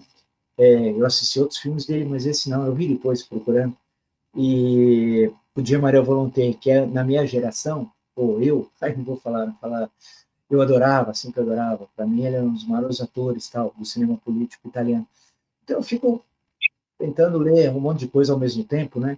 E lendo também economia, acabei de ler uma biografia do Raul Prebisch, enorme, quilométrica, e fui, está onde? Está lá em cima, acho que está agora aqui, eu peguei as obras completas dele, editado, uma longa edição, quase completa dele, desde o Manifesto de Havana, que é de 1948, 49, a criação da CEPAL, aí fiquei muito interessado, fiquei lendo as coisas sobre a CEPAL, aí fui ler Aníbal Pinto, chileno, então eu fico fazendo essa, não vou falar salada, mas que você muitas vezes tem um interesse plural, né? Deixa eu dar uma dica, uma lembrança para você, já que você está reestudando o Prebisch, a Revista Brasileira de Economia da Fundação Getúlio Vargas, sim, quando o Prebisch esteve lá no Rio de Janeiro, dando palestras e divulgando, inclusive, a tradução que o Celso Furtado fez do Manifesto da CEPAL, então há importantes economistas que a Fundação chamou, o Eugênio Goudin, para combater o Prebisch. Você viu esses artigos? Está lá no exemplar dos anos 59, 60, da Revista Brasileira de Economia, Rosenthal, Rodin, N economistas criticando em alto nível, né? O Prebisch. É interessante para você. O Caio, você faz então a última pergunta? Essa live está muito boa, porque além de ouvir as análises, o Vila conheceu agora também algumas referências, né, que ele vem lendo, muito legal. Vila, eu queria voltar à questão do Trump e do Brasil, né, assim, para a gente pensar, voltando a 2026, né, o futuro próximo, a gente falou de vários nomes, né, mas não exatamente nomes, e sim a questão mais geral do momento atual, quando Trump volta, né, ao poder, depois que ele perdeu, né, a reeleição, muitos achavam que ele não ia voltar para o cenário político, outros diziam que ele ia voltar com mais força, e realmente voltou com mais força. E no Brasil, tem uma intercalagem aí de anos entre a eleição presidencial americana e a nossa, né? E muita coisa que vai acontecer aqui vai se espelhar no que acontece lá, vai espelhar, não sei, mas vai pelo menos ter alguma influência, né, do que acontece lá.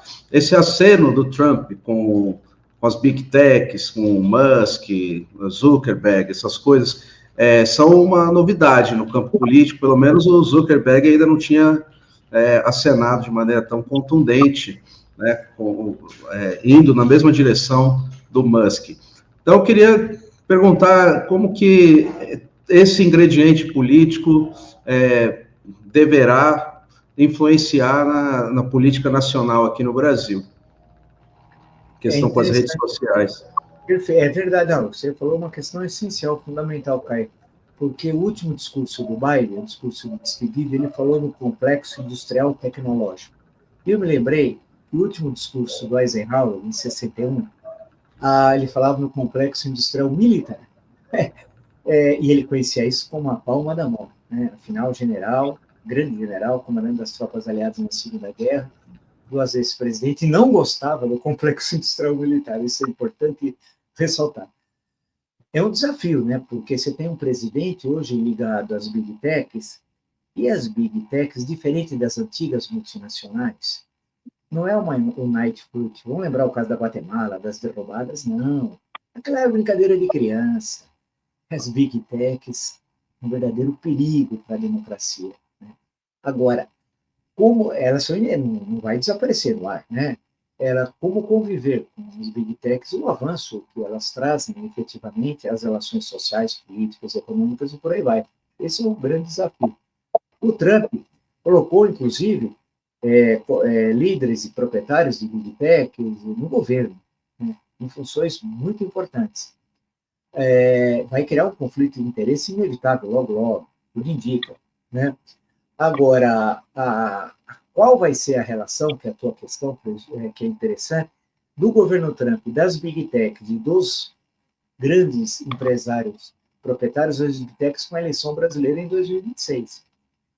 Porque isso poderá ser um elemento determinante. De um lado, sanções econômicas que prejudiquem economicamente o governo federal, o atual governo federal. Por outro, as famosas fake news e bombardeios via redes sociais, né? Essa é uma questão que nós vamos ter de tratar aqui, porque vai ser, acho que a primeira questão que nós vamos ter de tratar imediatamente, acho que o governo deve estar preocupado em relação a isso, são com as sanções, que ele anunciou que vai taxar, e vai taxar independente da questão das deportações, que é uma coisa muito grave, indocumentados, claro, humanitariamente falando, mas vai haver taxação, sim, né? Isso vai ser inevitável. E como é que isso vai, que reflexo pode ter na economia latino-americana, para ficar na nossa região, né? Isso pode ter um reflexo na economia brasileira e na política brasileira e nas eleições, né? Você ser candidato crescendo 3% ao ano, em 4 anos, você tem grande chance de ser reeleito. Grande chance. Inflação controlada, etc. Desemprego o menor da série histórica desde 2012, tudo isso. Outra coisa é o segundo biênio, agora, começar a cair o crescimento, a taxa de juros continuar muito alta, manter essa questão da inflação de alimentos. Aí abre-se um quadro em 2026 complexo, porque vai juntar isso com o Trump e com a questão das big techs. E num cenário eleitoral muito tenso, né? Provavelmente, se isso ocorrer desse jeito. Quando eu digo isso, é porque a história é extremamente surpreendente, né? Dia 15 de janeiro, completou 40 anos da eleição do Tancredo Neves. O governo federal esqueceu. É inacreditável. É inacreditável. Esqueceu. Eu pus no meu canal, coloquei no Insta, olha, aquilo lá foi fundamental. Aquele dia foi fantástico, foi inesquecível para quem viu, né, quem estava lá ou quem acompanhou de longe. Eu estava de longe, mas escrevi sobre aquele momento. Mas no final, aí, será que é porque o PT tinha 8 deputados federais na época, 5 não foram ao colégio eleitoral e 3 votaram no Tancredo, foram expulsos. Expulsos. Beck Mendes, Ayrton Soares e José Eudes. É um negócio inacreditável. Porque votaram no candidato da Transição Democrática, que infelizmente 2 meses depois não botou a posse aí, o destino não quis, né? Ficando doente na noite do dia 14, sendo internado na noite do dia 14, Tancredo Neves morrendo no dia 21 de abril. Então, a política, quem imaginaria aquilo em janeiro?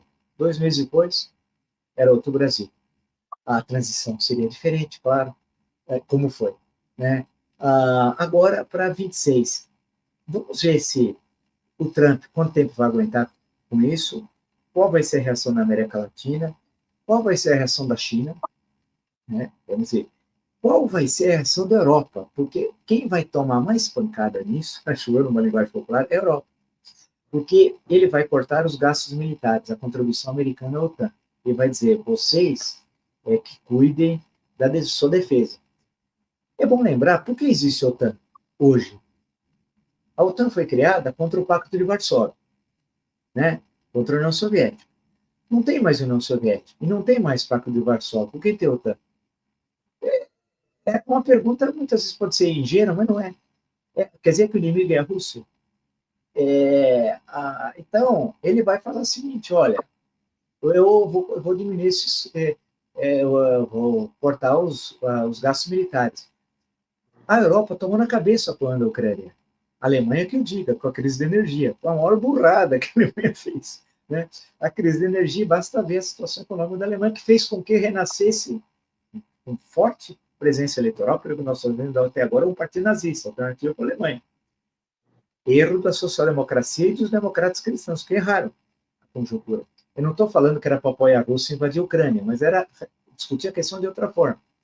Acharam que teria sanções e que a Rússia ia ficar de joelhos. A Rússia cresceu do crescimento positivo do PIB e criou uma relação com a China e com a Índia, especialmente com a China, totalmente diferente, que nós aqui não falamos nada.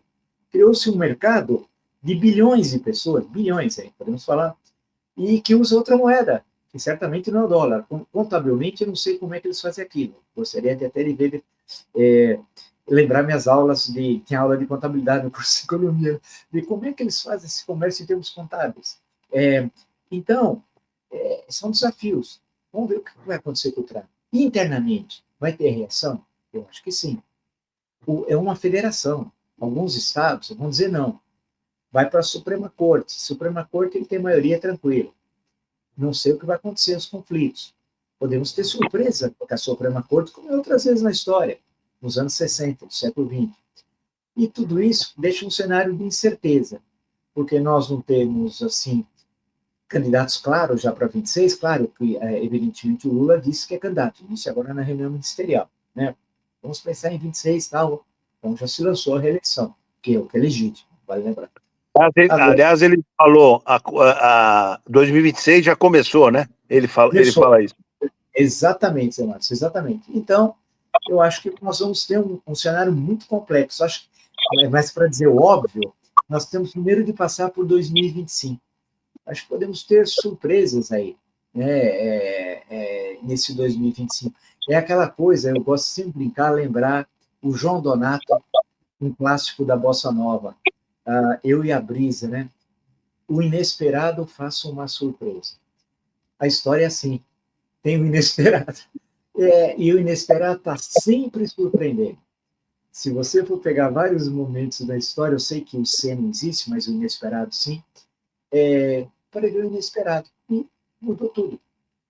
A morte de Tancredo, a doença e morte de Tancredo Neves é um exemplo.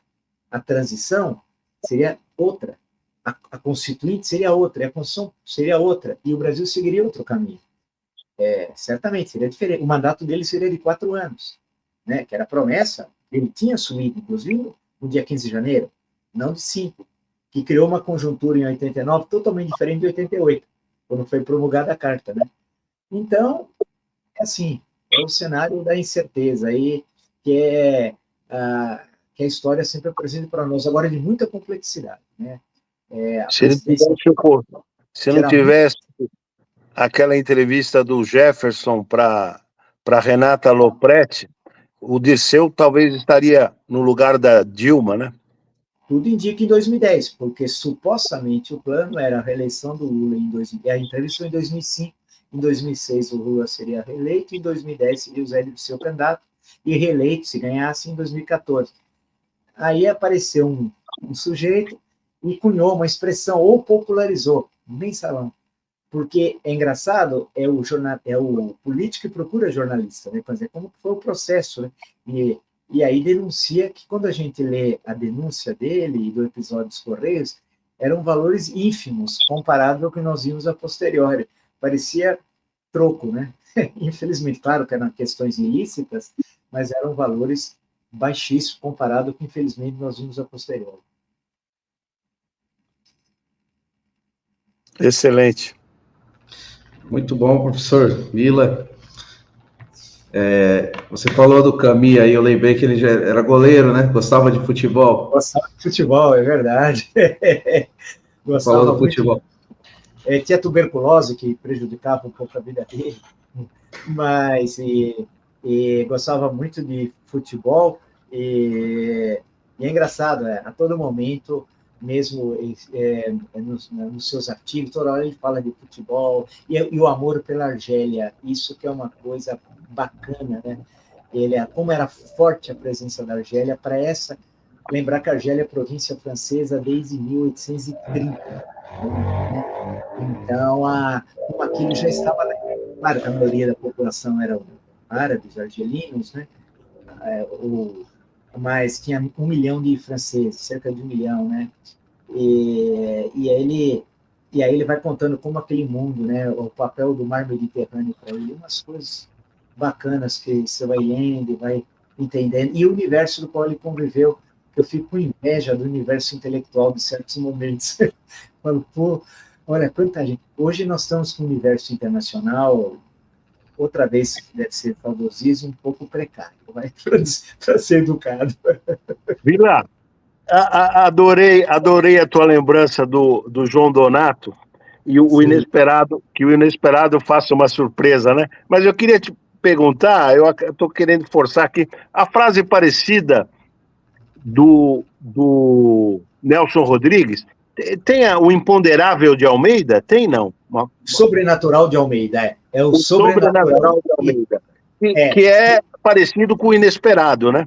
É aquelas análises de futebol maravilhosas em que o futebol é pretexto para falar do Brasil. Exatamente. E aí vem aquelas sacadas, ele coloca Shakespeare no meio, passa... Agora que eu vi o Tostão aqui, ele tem uma crônica sobre o Tostão, que ele começa a falar dos quadros de Velasco, dos anões que aparecem no quadro de Velasco, tudo para discutir a vitória do Brasil contra a Inglaterra, de 2-1 no Maracanã, em 69, na despedida de Gilmar. Quer dizer, então aquilo, daí ele começa a voar, e aí começa a falar, aquela coisa, e ele falava muito do inesperado, que era o Sobrenatural de Almeida, que era o morrinho artilheiro, a bola, o cara chuta lá do fundo, tá o jogo 0-0, o time ataca, não faz gol, aí no contra-ataque, o cara dá um chute lá de longe e entra. É isso. Então, o futebol, muitas vezes, é a política. Tem o Sobrenatural de Almeida. O Rui Castro hoje dá esse prazer para nós, né, Vila? O Rui Castro. É impressionante. E na edição eletrônica, assim, quando a gente entra por aqui, sempre tem as fotos que a Heloísa Seixas, esposa, né, do Rui Castro, o que ele fala, eles fotografam algumas... E eu fico também... Olha, eu vejo que arquivo que ele tem. Livros, revistas, discos, uma coisa maravilhosa. Ele é uma coisa, assim, fantástica. E ele consegue ter sacadas assim que eu fico lendo e morrendo de rir, falo, putz, o mais carioca dos mineiros.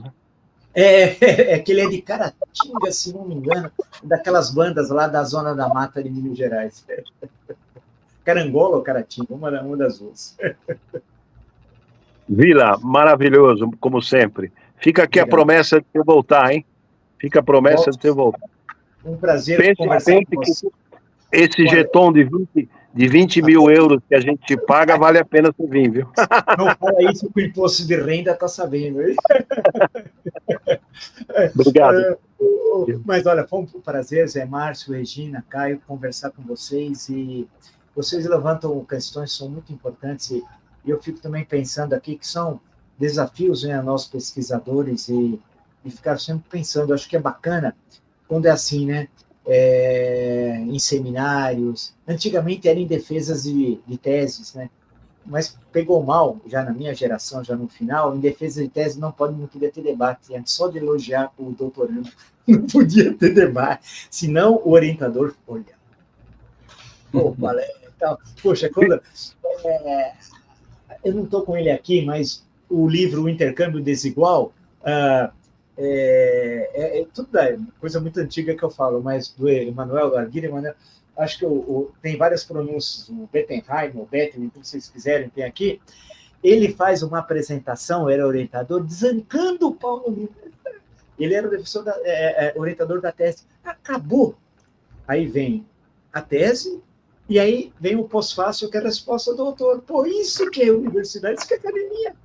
Ele respeita o orientador, apresentou e falou, olha, não é nada disso. Eu falo, putz, eu imagino se hoje alguém tivesse coragem de fazer 1% disso. Então, mas por isso que é legal a gente aqui trocar essas ideias. Ô, Vila, você no nosso canal, você ficou durante 7 meses o número 1 recordista de views. Depois você só foi ultrapassado pelo Renato 38. Você conhece essa figura? De nome, conheço. Porque minha mulher aí acompanha mais. Só foi superado pelo Bitcoin e pelo Renato 38. Olha, mas é bacana, o papo é legal porque realmente vocês levantaram questões interessantes, né? E faz a gente pensar também. E eu vou até algumas questões até anotei aqui para ver aqui, para ficar pensando. Buscar as próximas respostas. Né? Fica combinado de você voltar em abril, pode ser? Pode ser, verei sim. Muito obrigado pelo convite, papo muito legal, muito bacana. Abração para vocês, Regina, Caio, Zé Márcio. Obrigado, professor Vila. Obrigada. Até. Boa noite. Obrigado, Boa noite, pessoal, Regina, Ego, e também a todas e todos que nos assistiram aqui. Boa noite. Até a próxima. Tchau, tchau. Até. Até.